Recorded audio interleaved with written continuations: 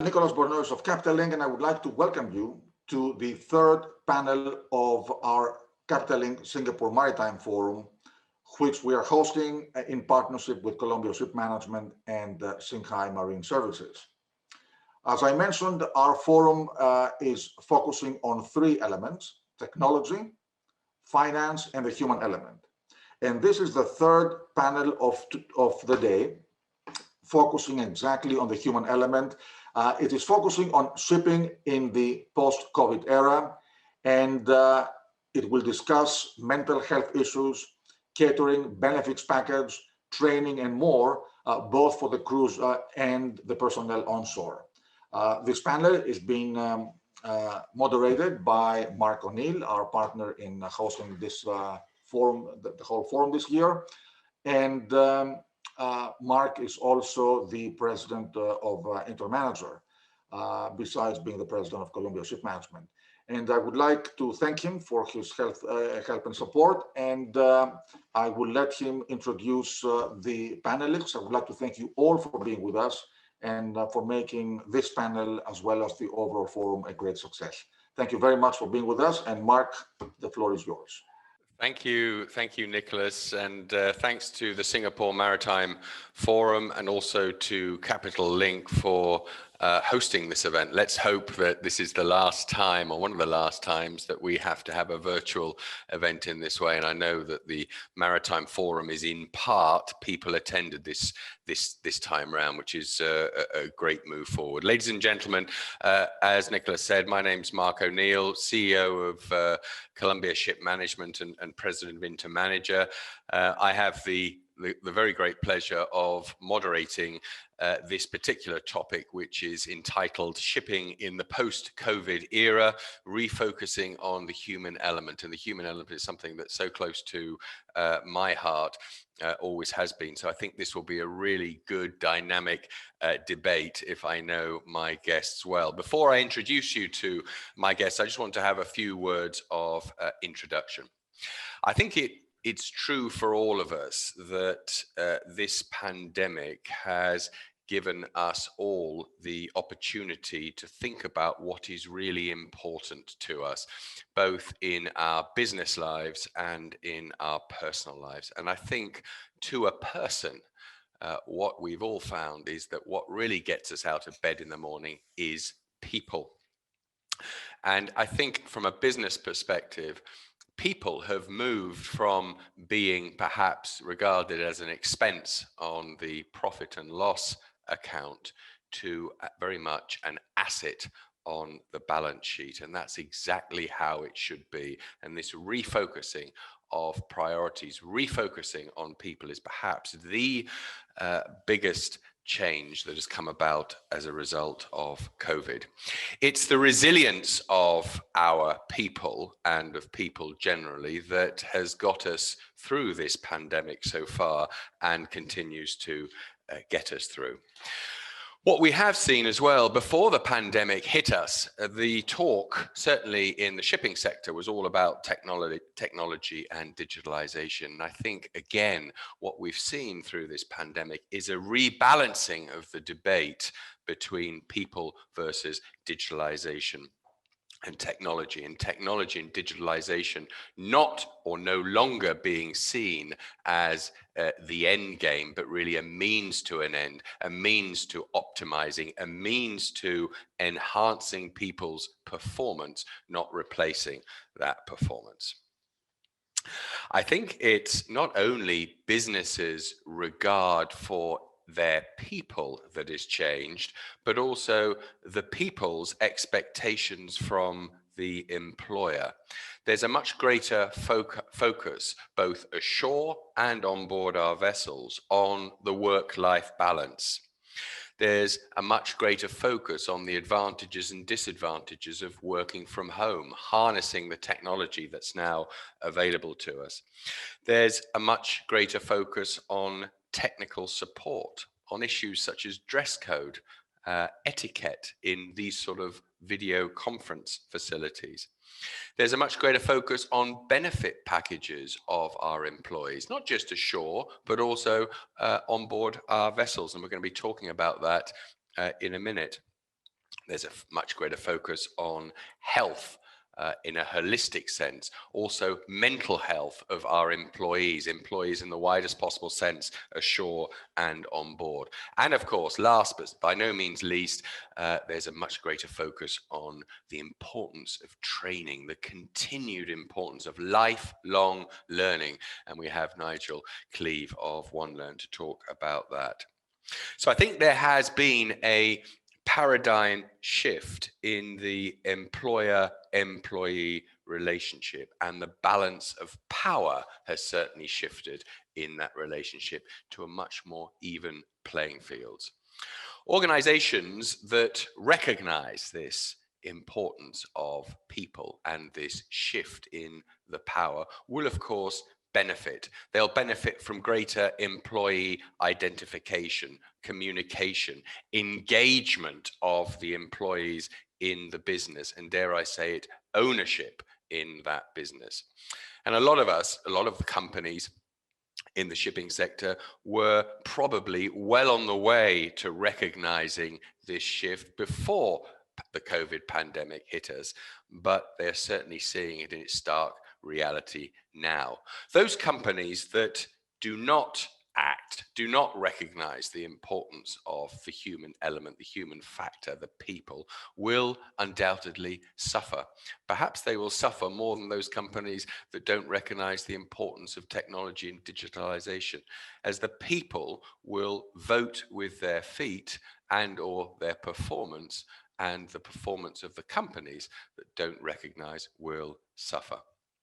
So to conclude my opening remarks, I think that the human factor, the human element, is set to be if not the most important factor in our personal and business lives going forward as we deal with the final stages of this COVID pandemic and what the world post-COVID and with reduced COVID looks like.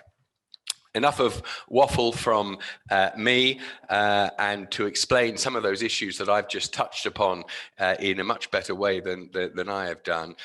It gives me great pleasure to introduce today's panel. They come here like beasts to the slaughter, like grist to the mill, or perhaps like manna from heaven. You can decide at the end of what I'm sure will be a stimulating debate.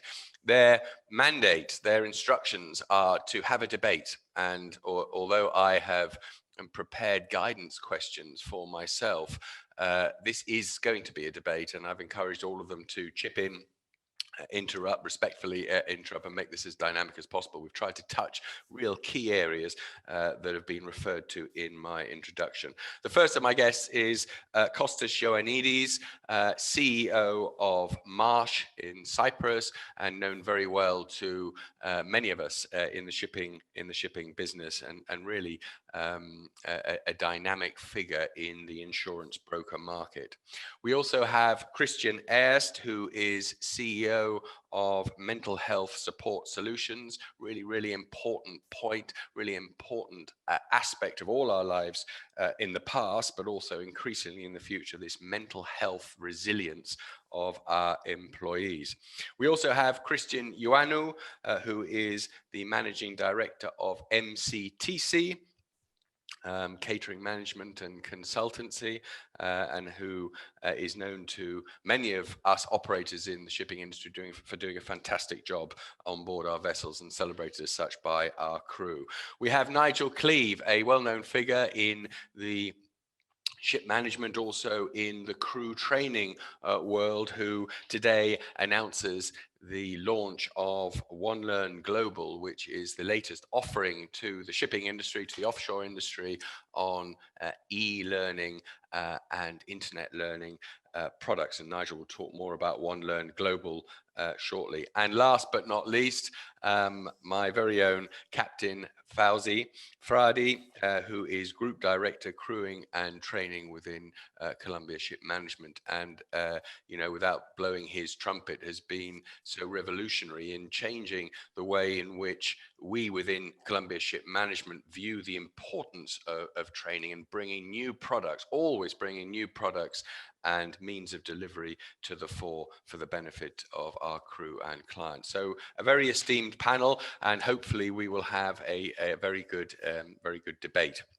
Now I'm going to jump straight into my last but not least a guest and hit him below the proverbial belt. Faouzi, we're looking at the whole issue of what our employees ashore and on board need and experience. From your experience, you've been to sea, you've been now ashore for a good period of time. In what way do you think shipping companies, not just ship management companies, but shipping companies were getting it wrong in the past, and where they need to focus on getting it right? Start with those on board the vessels, our crew, first of all, and then perhaps ashore.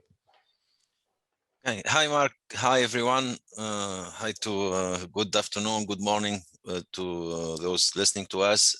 Thank you for inviting me to this panel. Just to answer your question in brief, and of course we can elaborate on that, Mark. From my experience at sea, things have also changed a lot from the mindset of the new generations, which are coming on board our ships today, and those in my age and those maybe older than me as well. So the needs of seafarers are also changing, and the perhaps shipping industry has been a bit reactive, not proactive, when it comes to the needs of seafarers. We were not looking at seafarers like, at least on small groups or individuals, but like just a group of people who sometimes the shipping industry thought that they have the same needs. And basically these needs were extremely simple in the past, Mark. It was all about having a good contract, having a good salary, having the chance to go ashore sometimes during ships calling ports, and of course returning home at the end of the contract, not too long afterwards. So these were how people were looking at it. But we both know that today, and even before, seafarers' needs were much more than that. And this is, I think, what we are going to discuss today. I was horrified to hear sort of halfway through the pandemic, as we were in the process of ever closer identifying with our crew, that our crew, the report that came back, I think it was through Mental Health Support Solutions, was that at times in the past, crews felt invisible. They felt part of some invisible sector that just wasn't appreciated. There's 1.7 million crew out there in the world, and nobody seemed to understand their needs or relate or identify with them. Do you agree with that? I think generally, yes, I do agree with that. Of course, there are exceptions, and some companies are doing better than others without really saying who or why. This debate will clarify a lot of things, but I agree with the finding of MHSS that generally seafarers feel less important than those working in the office.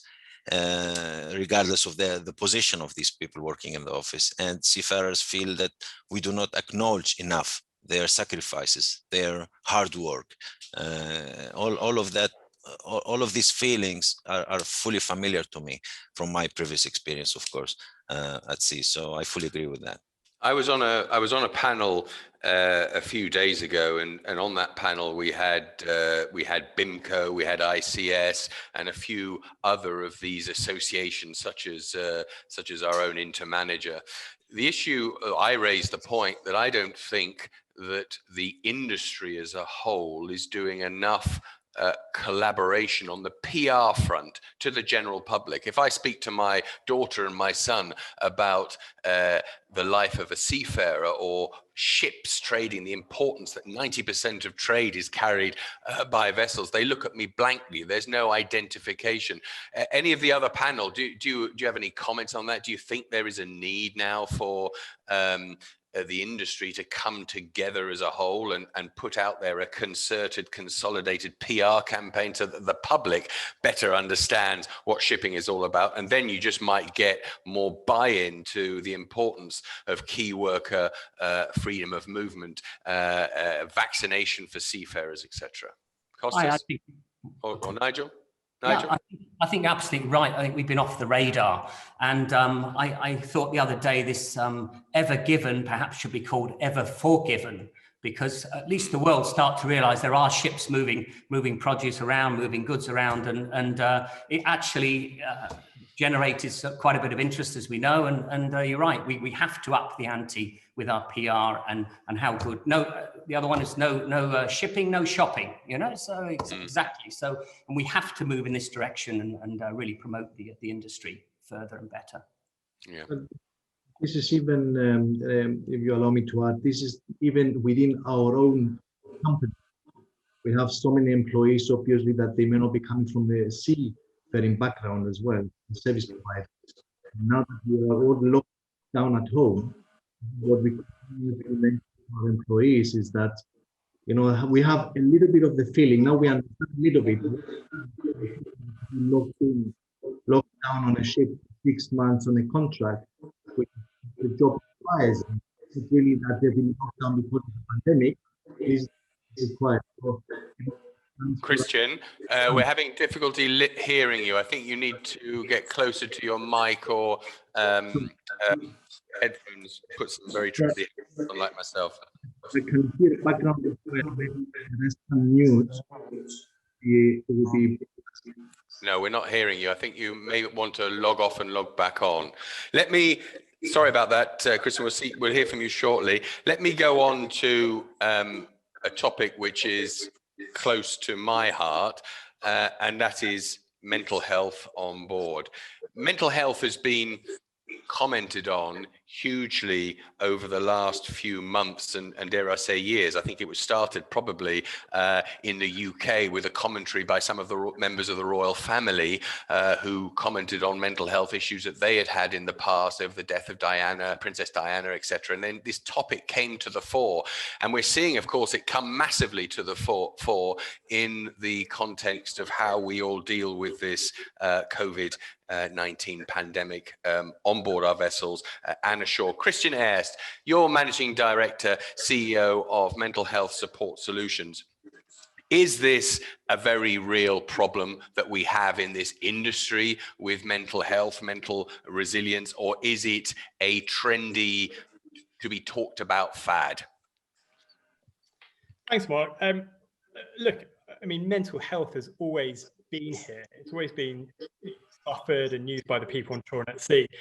And what this pandemic has really brought to fore is the fact that people do suffer problems and that organisations have to find ways of meeting those, both proactively as well as preemptively.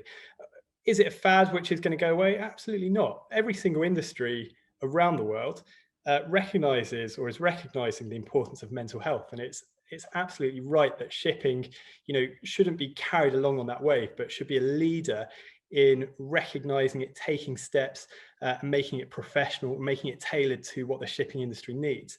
And I thought, the comments about, do we need a concerted marketing approach, towards shipping, they're almost mirrored in terms of mental health, because there's a disparity, or there's a difference between companies which are proactive leaders in the mental health and psychology field and are really, taking steps at all levels of the organization to create that structure, create that support, and really, optimize the most valuable commodity they have within their organization, the human beings. And those organizations which are ticking boxes or saying, we don't have a problem, we're okay. And it's those organizations which are proactive and engaged professionals, such as MHSS, such as other service providers, to look at what they're doing now, what they want to do in the future, and how they get there, which are really going to benefit. And this isn't just a 6-month, a 12-month solution, but this is long term. And if we look at it as a long-term investment and we start to change our mindset towards this being not just putting money into a program and never seeing it again, but realizing a return, the shipping industry and the people within it are going to benefit massively. So no, this is definitely here to stay. like it or not, and the companies which embrace that are going to prosper from it. Sorry, I had my mic on mute. You made a very startling proposition in one of your splash articles, which I always enjoy, of the link between mental health on board and the seaworthiness of a vessel, and that's coming from your background as a lawyer, no doubt. Is that a link that is credible and sustainable? And I'm going to be asking Costas this later on as well from an insurance perspective, but is that a credible link? Absolutely. So look, I think case law, judges, arbitrators throughout the age have recognized that the competence of the crew can be judged by their physical capability, their training and fitness for work, but also, by their state of mind and by their mental capability and capacity. And so absolutely, and it will just take one case, for a judge to confirm that, or an arbitrator to confirm that. And suddenly mental health and seaworthiness are absolutely part and parcel. Now, what I think a lot of actors in the industry don't recognize is that link, and that, there is a real danger to a lot of people of not having that proactive mental health support in place, which shows you're exercising due diligence to create a support structure for your employees at all levels, to prevent incidents, or if an incident does happen, to show we had all the support structures in place. What happened was unfortunate, but there's nothing we could have done as an organization to stop it. And so, I guess a really good example is, if cargo is miscarried or an incident happens, a lawyer for cargo interest will say, well, this happened because pumpman X didn't have enough sleep or was suffering anxiety. It could and it should have been prevented or reduced by having a professional support structure in place. Where is it? And of course, the burden then is now on the owners and the managers to show that they have that system in place. And unless they can show they have that, they have a 24/7 hotline with access to, professional psychologist support, or a long-term training program designed to give people that idea and understanding about the importance of mental health, they're not going to be able to disprove that. On that point, yeah, I know your differentiator is 24/7 hotline with professional psychologists who understand shipping. Faouzi, ex-seaman, professional psychologists who understand shipping versus old sea dog who puts arm around shoulder and says, there, son, you'll get through it. What are the advantages and disadvantages? Yeah, you'll always find someone who tell you you'll get through it, because one of the most things, even now I tell our cadets when they go on board, is always try to have a friend on board, at least one. That's always good to have, but that cannot be always enough.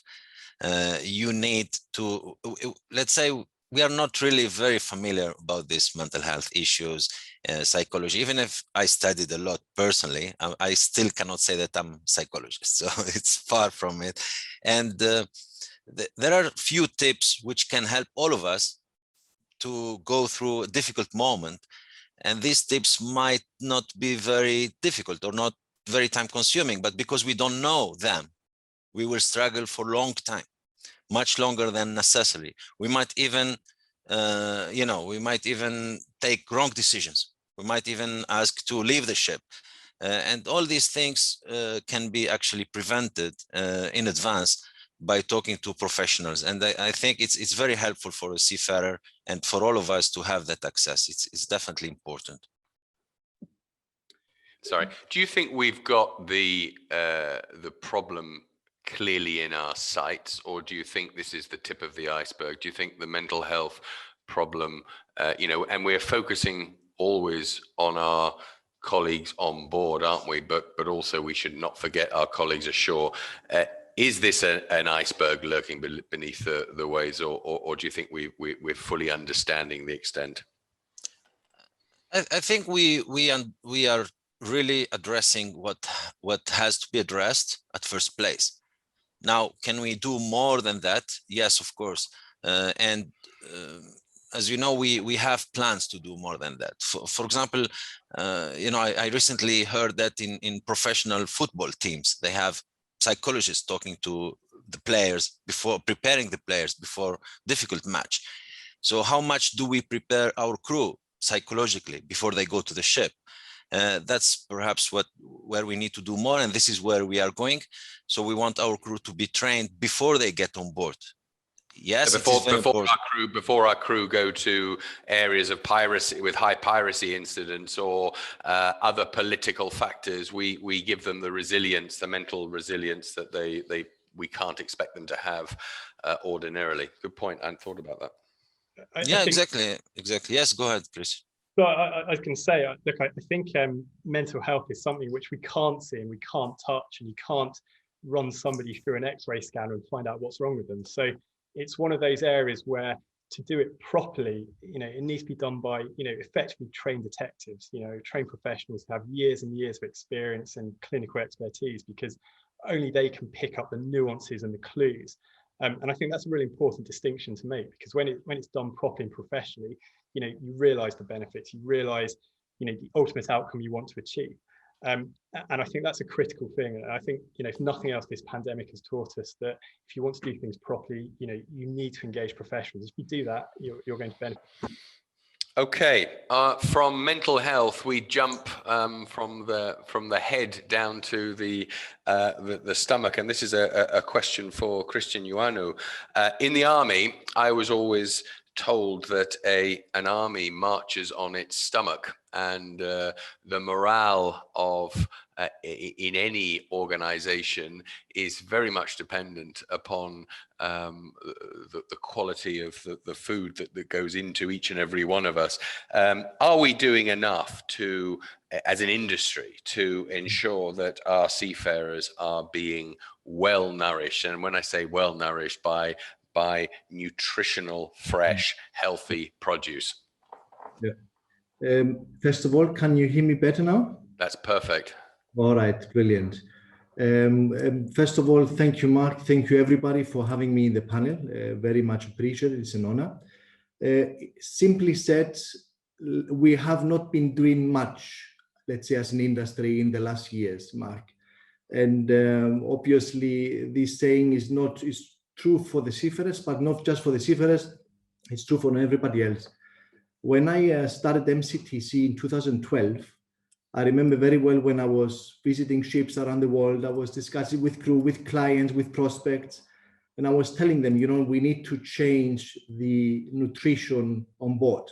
We see the storage places full of ready, convenient foods. We see sugary items being consumed from the morning to the evening.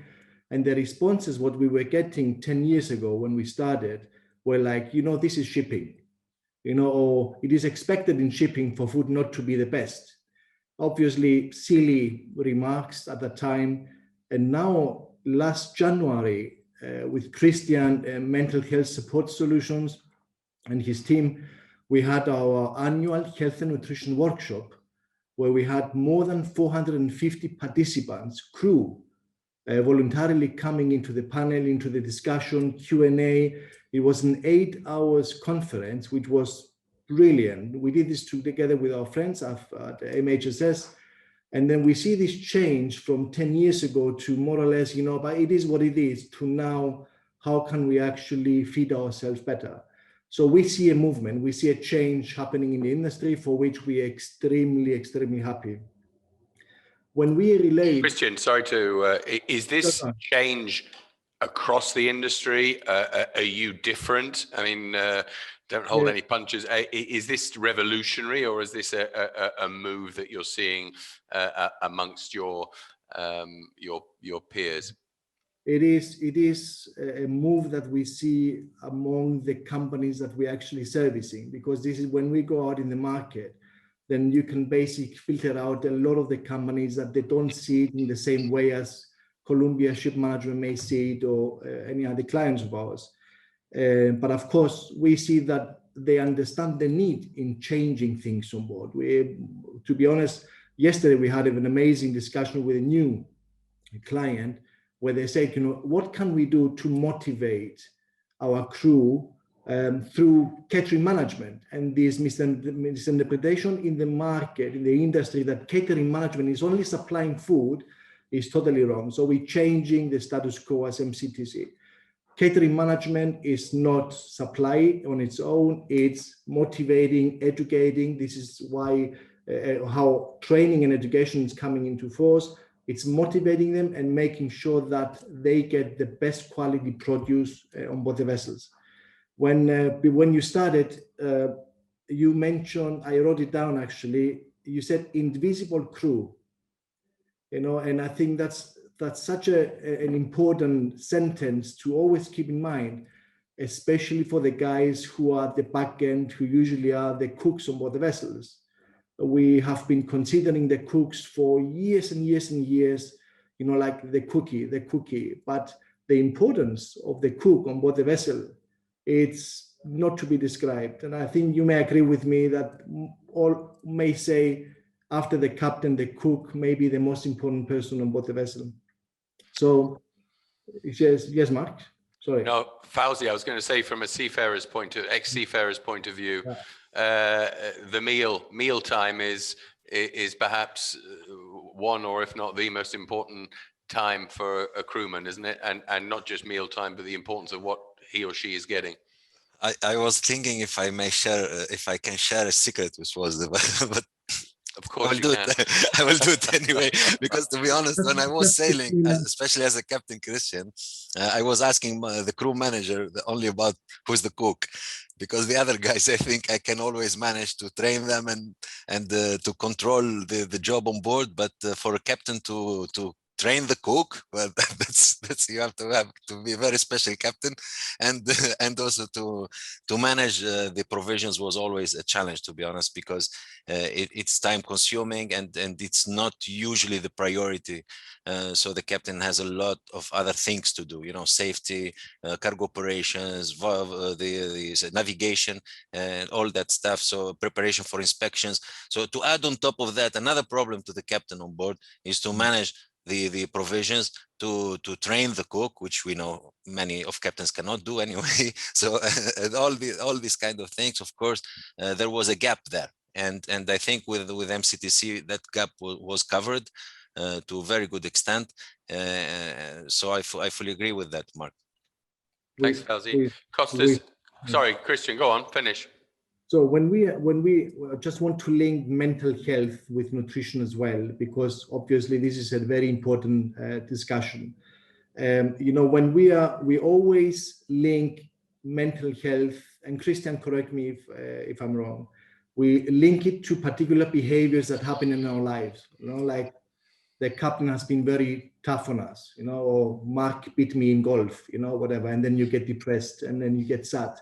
And then whatever happens, you know, then we link this to behaviors, but we never really take the minute to link mental health with nutrition.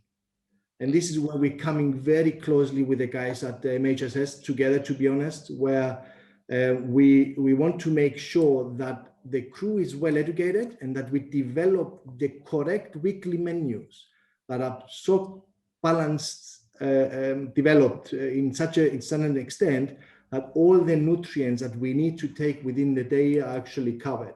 For example, you know, vitamin C that lowers cortisol levels, which is a stress hormone, you know, or maybe complex carbohydrates like quinoa or whole wheat stuff that actually increase serotonin production, which is often called the happiness chemical, which also generates when we sweat and we exercise. All of these elements, we need to make sure that we include them into our daily food, and absolutely remove all this ready junk food from our vessels. That's basically the way forward. Maybe I can add just, Mark, and also, you know, we're looking at blood pressure, heart disease, diabetes. All this helps to have a proper diet, you know, and you know, you see sometimes chief engineers can't even get down a manhole, you know, let alone, so a good diet, I think, is really, really positive, you know. Thanks, Nigel. Thanks, Christian. Costas, sorry, you've been out of the firing line. As I think it's true to say, and I touched upon this at the start, before COVID-19, as an industry, although we had crew management, I question whether we, as an industry sector, had an advanced enough human resource management of our people. When you compare the human resource management tools and policies and mechanisms in other industry sectors with those in the maritime industry, we are woefully behind.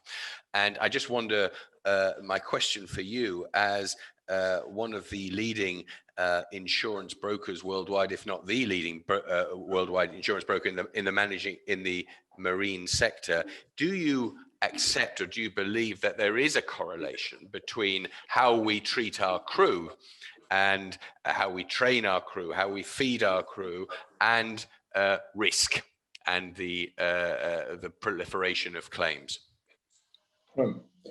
Thank you very much for the invitation and being part of this very nice panel.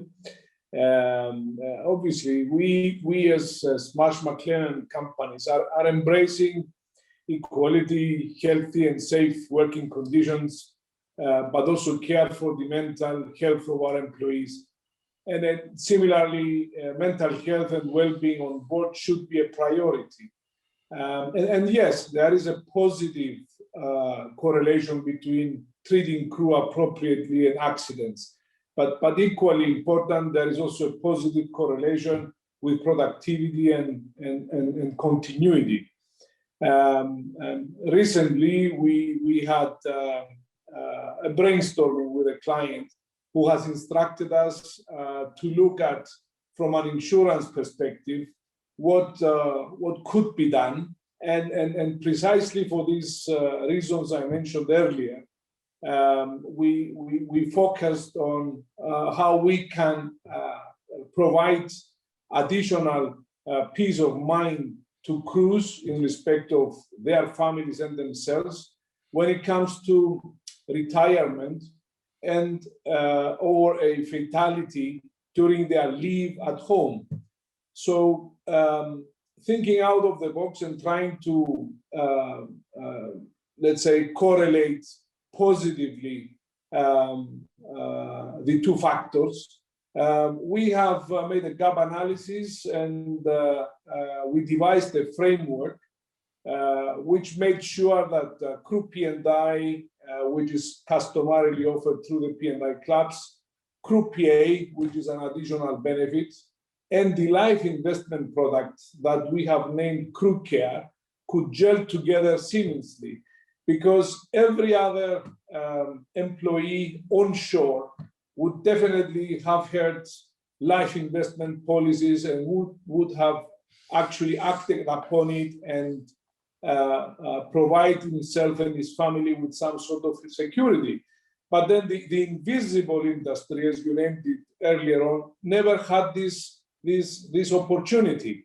So we put together these products, and then we focused on automation and building a user-friendly environment so that crews could navigate through various options and tailor-make their investment products in accordance with their needs. This was never available before, and you know, whilst we had teething problems and a testing period, and we streamlined several issues, we could see astonishingly a very big demand from the crew wishing to participate to this life investment policy to secure themselves a retirement amount of money, which would also secure themselves, but also their families. So, Costas, how do you?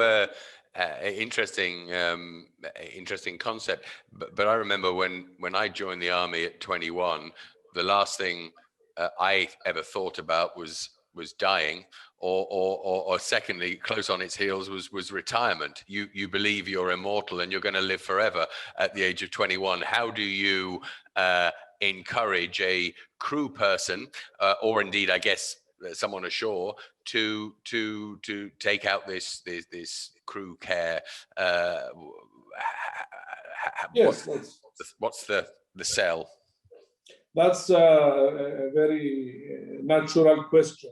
We're not talking about a life policy. We're talking an investment policy. And this investment policy starts from a minuscule amount of $20 a month up to $500 a month. So it's a savings account and not necessarily a death award if the unlikely event comes along. So a crew should have the same liberties as a short staff to be able to save money for him and for his family. So ultimately, alongside with services that are rendered by Columbia on the training side and OneLearn from Nigel, Cleave, or MHSS and MCTC, Crew Care, the life investment product, will contribute positively to crew welfare and will increase productivity and reduce human errors, and it will ensure long-term agreement, engagement with the crew. So I believe that the reflection obviously will be evidenced on the frequency and severity claim indicators from an insurance perspective as well. So I know the feedback that we've had from some of our seafarers has been extremely positive in relation to the ability to purchase a house or purchase a car at a particular point. So I think that's a really good policy available. That's well done to you guys. Nigel, you've been unusually quiet for Nigel Cleave and on the launch as special advisor of OneLearn Global. Tell me, Nigel, before we look at why OneLearn is different, tell me how important you think it is that crew training is tailored to individual needs. Certainly as a lawyer, when I worked with some of the other crew training providers, what turned me off was the commoditized nature of it. Everyone was deemed to be at the same level of learning, and here was a product, read it, listen to it, tick the box, and you're done. How important is it now that we use technology and digitalization to tailor to specific needs? And tell me why your OneLearn is different. Fine, thanks very much, Mark. You mentioned earlier paradigm shift, and I think this is exactly what OneLearn Global is today. Perhaps, Nigel, we ask Costas to mute because there is a lot of echo. Sorry. No problem. Focusing on modern day learning techniques, particularly with millennials and the Gen Z in mind. I mean, they've been brought up in the digital world, live and breathe technology. They behave and learn differently. And at the end of the day, there are future masters and chief engineers. So we've had to basically design and view this in a different way, perhaps, than in the past.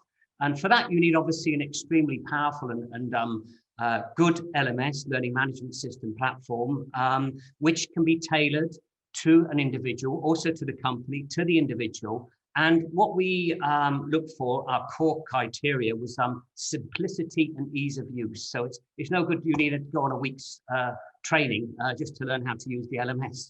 So this is where we try to make it as simple as possible. And also, we know today there's seafarers waiting to get on board because of COVID, they can't get on board. We like to call them perhaps they're getting a little rusty. So they want to be able to also train on shore, anytime, anywhere, on multiple devices, and get on with a tailored course which their owner or ship manager has given them. We've been quite fortunate in that time has been to our advantage, in that we've been able to develop courses from a clean sheet of paper without any legacy or baggage to worry about. And this has given the team considerable freedom to produce some really interesting programs, exciting, and the real game changer, however, is that we have now produced programs of a duration of 15 to 20 minutes maximum, including assessment. I was going to ask you, how do you ensure the engagement of the crew to these products. One thing is delivery and delivering to their devices, which I think is key, because if I look at my son, he's forever looking at his tablet or his phone or his computer, or sometimes all three of those at the same time. And second is attention span seems to be getting shorter. So your opportunity to hit and engage with the listener or the viewer is how do you do that? So the program's got to be fresh, bright, agile, really motivating. We have various mechanisms such as the leaderboard. So there's a score of what each seafarer has perhaps in the month or the last 3 months. That sort of engenders quite a little bit of competition, which is good. There's feedback, there's discussion forums, social learning activities.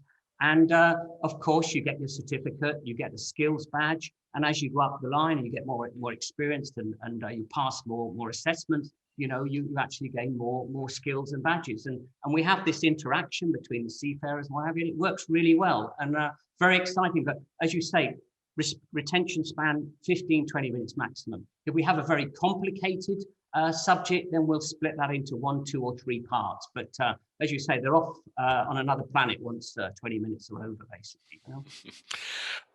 Well, good luck, Nigel, with OneLearn Global. It sounds very, very interesting. Faouzi, question for you again, harking back to your seafarer days. Of course, everything we've talked about, from crew care to MCTC, catering to mental health, or if I take Colombia, Wi-Fi, free Wi-Fi on board the vessel, all nice and good, all nice to have. But at the end of the day, whilst that may be nice to have from a human point of view, I want our crew members to have it. How discerning are crew members? How important is it, do you think, that an employer provides some or all of these services in order to retain and or attract, or does he or her simply go for whoever pays the most? Are these factors now in generation whatever, not snowflake, we're onto something else now, are these factors that will really decide someone to come to Columbia, Fleet, Anglo-Eastern, Marlow, or whoever, or are they just nice to haves, and actually, except from a human element, we could be perhaps better spending our money or saving our money?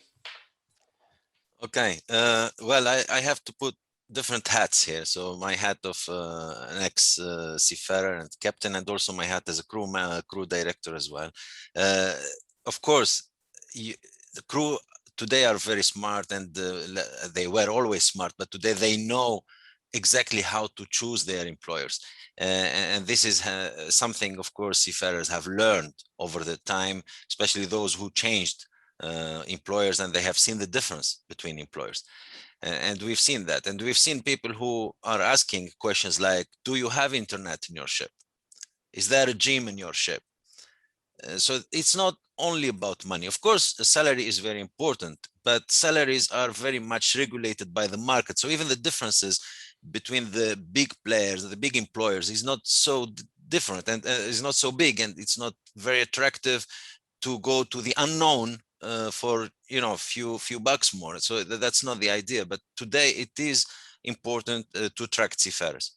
Now, the most important, in my opinion, is to retain your employees, the existing ones, and even the new ones. So to keep people happy and to keep them satisfied, these kind of services are extremely attractive and addictive at the same time. Once you try a ship with internet, it's very hard for you as a seafarer to go to another ship without it. Once you have good food in one company or one ship, you don't want to change that. So these things are very important, and I don't think we are overdoing at all. I think there is a lot more to do, Mark. And back to the insurance point. I guess these extended contracts, most of which have been unavoidable. If ever there was a convincing factor for a sea person, whether this is the right employer or not, being stuck on board a vessel for 8 months without Wi-Fi, with poor food, without mental health hotline, without worrying about your retirement and what happens, is a long time to think, and a long time to think about whether you should be staying with that employer or going to someone who, dare I say it, cares more. So perhaps these prolonged periods of on board really accentuate what is being provided, but also equally importantly, what isn't being provided. Yeah, absolutely. And the insurance product is also very, very interesting, Mark, because again, I'm sharing something. And until I actually left the seafaring job, I never thought about having a pension or insurance products like Costas was explaining. So this is really fantastic, and something I wished I heard about 20 years ago. I don't know. Christian Foodie, we hear about what a lot of companies, yours included, doing on board the vessel, and I think it's fantastic, and certainly I can vouch, and Faouzi will support me. The morale on board our vessels is terrific since we've really engaged with your good company, but also in taking the whole catering management a lot more seriously than perhaps was appreciated in the past. But what about when the crew go on ashore? You know, you've got sometimes equally prolonged periods. How are you tackling that? Because we can feed our crew as healthy as we like and get them into good ways of eating. When they go ashore, perhaps they don't have the means to continue, or perhaps their families don't. Yeah. No, it's a very good question, Mark. And I think we need to differentiate the definition of training and mindset, changing mindsets, right? Because just as Nigel said before, just going through a tick box and ticking this is not a solution to anything. Of course, you do the onshore trainings when they're at home, but what we need to do, what we need to achieve, and what we're focusing on is to change the mindsets, not only from the seafarers, but as well from the families. We've got in the Philippines, for example, a program that we call 365 Healthy Days, where we invite the wives and the kids of the seafarers in educating them as well on health and nutrition as well. Because imagine being on board the vessel and you do all of these things that we do, and then you go back home and everything is back in the fryer. Yeah, and everything will be fried because nobody is actually educated in the province, maybe in the Philippines or in India or anywhere else. So that's why we need to continuously actually educate them and change the mindsets, not only on board, but ashore as well. If you allow me to add, there are, I believe, three main, I would say, words. This is education, which without education, none of what we've been discussing today can be achieved, none of it. The second one is motivation.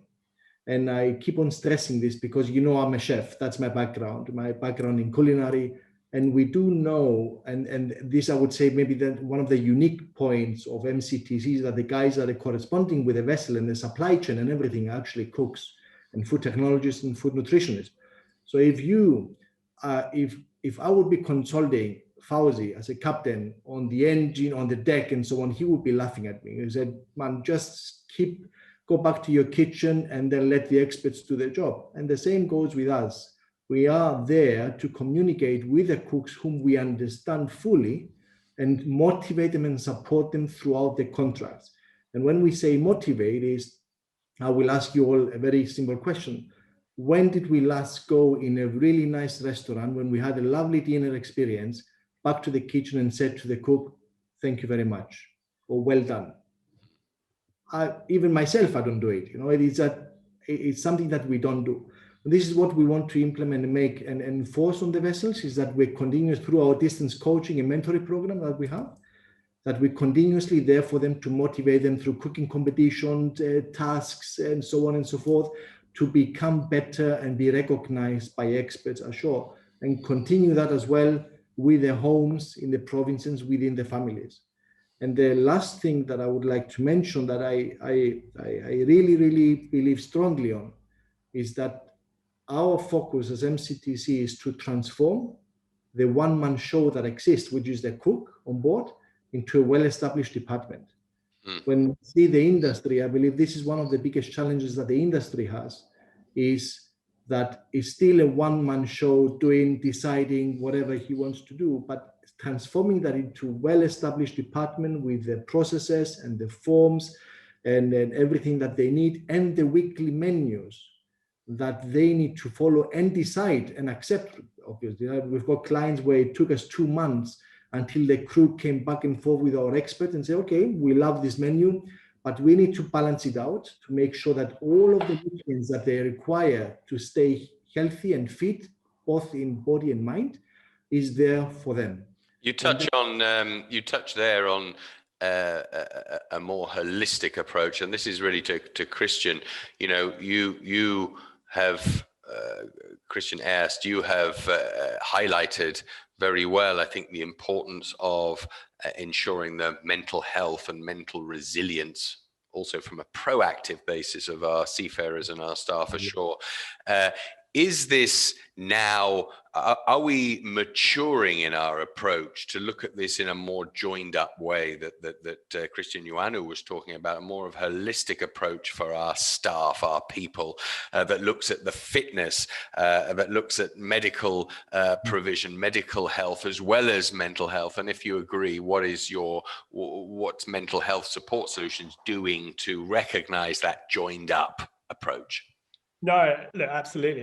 You can never look at any one of the components in a vacuum. The mind and body fit together, and an organization has to look at what it's doing at all of those different areas to support that. So at MHSS, we recognize that, and we work with our partners on the whole holistic package. So we work on the fitness. We work with fitness professionals and provide our partners with fitness videos designed specifically to the equipment on board a vessel to optimize the crew's workout routine.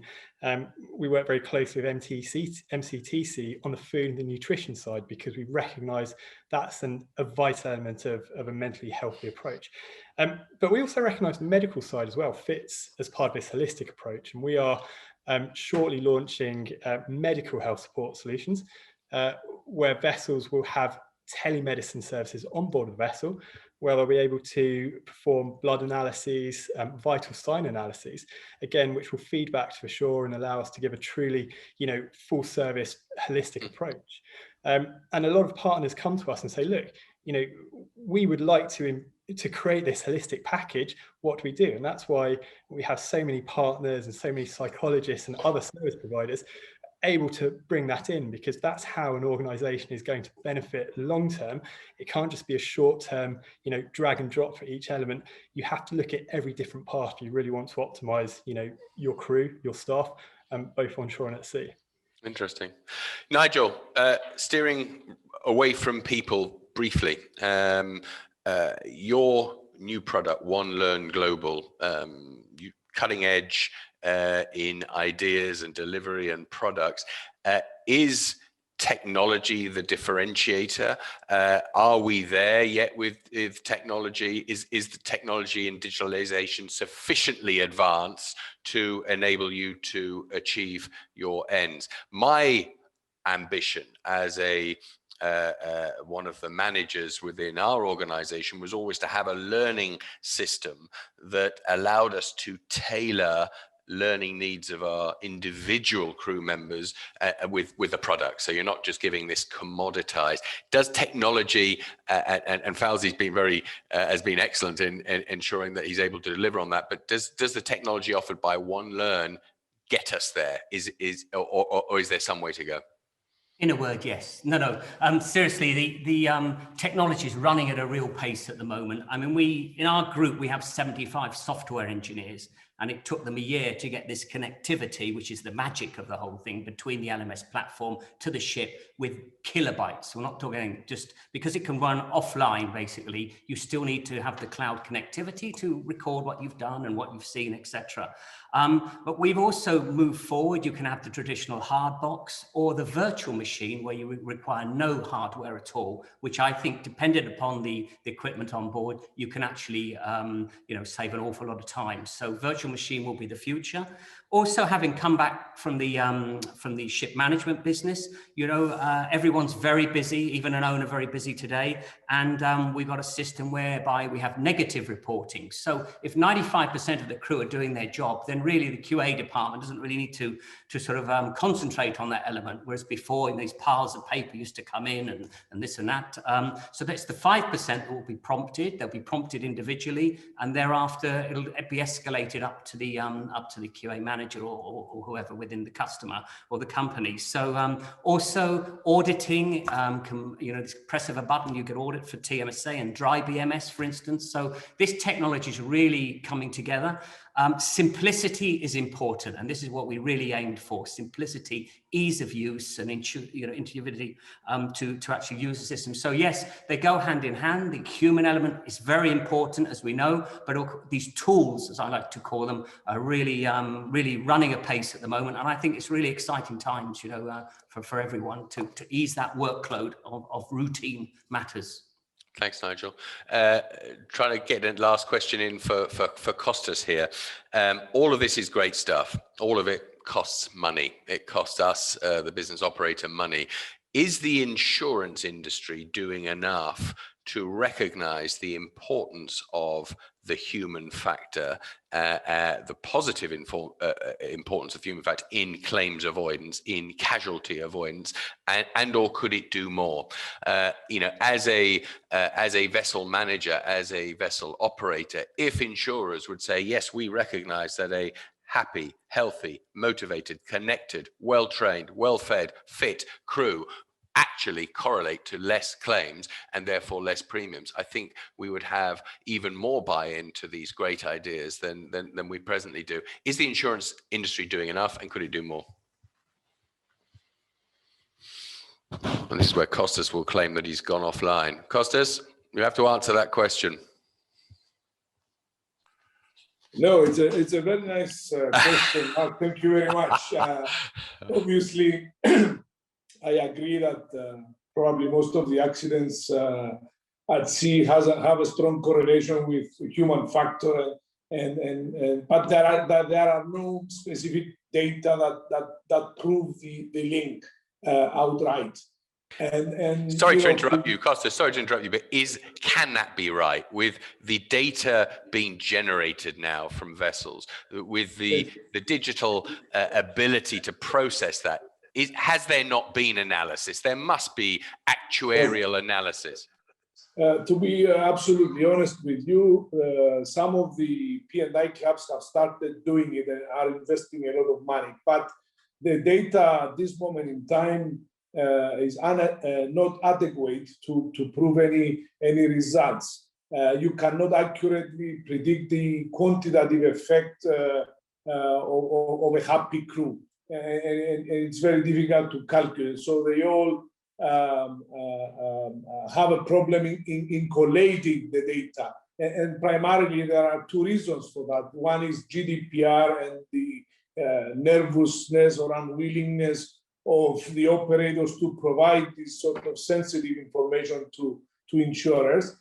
And from the other side, insurers are not incentivizing enough the operators to provide the true, honest, and analytical explanation of a happening, so that they can analyze it and be useful. But also, on the other hand, some employers might be very vocal about crew welfare, but not actually implement any meaningful initiatives. And some others are incredibly focused on their crew's health and well-being, but they don't even mention it on the website. So any analysis will struggle because there is simply not sufficient data to make a real case. And my plea to the P&I clubs that are on the more sophisticated front of this is exactly what you have recommended: a thorough data analysis, data analytics thrown into it, so that they can be able to evaluate the measures that are being taken by the operators that do care and the operators that are, but they're not so caring about their crews. So unfortunately, there is no immediate answer, but I would say, given a period of time, this will be reflected on every operator's individual claims record, and the full effects will no doubt bring some positive impact on the cost of insurance. Thank you very much, Costas. And I'm seeing the virtual checkered flag being waved furiously by Capital Link organizers. We've comfortably sailed through our allotment, and my very great thanks to Costas, to Christian Ayerst, to Christian Ioannou, to Nigel Cleave. Congratulations on the launch of your new product there, Nigel, and of course to our very own Captain Fradi for all of your contributions. Someone once said to me that if you look after your people well, your business will take care of itself. And I think all of us who do, and that is the very great majority of in those involved in the shipping industry, will know that to be true. So let's make the remainder of this year and next year a real focus on our people. Thank you very, very much. Take care. Thank you. Thank you. Bye. Bye.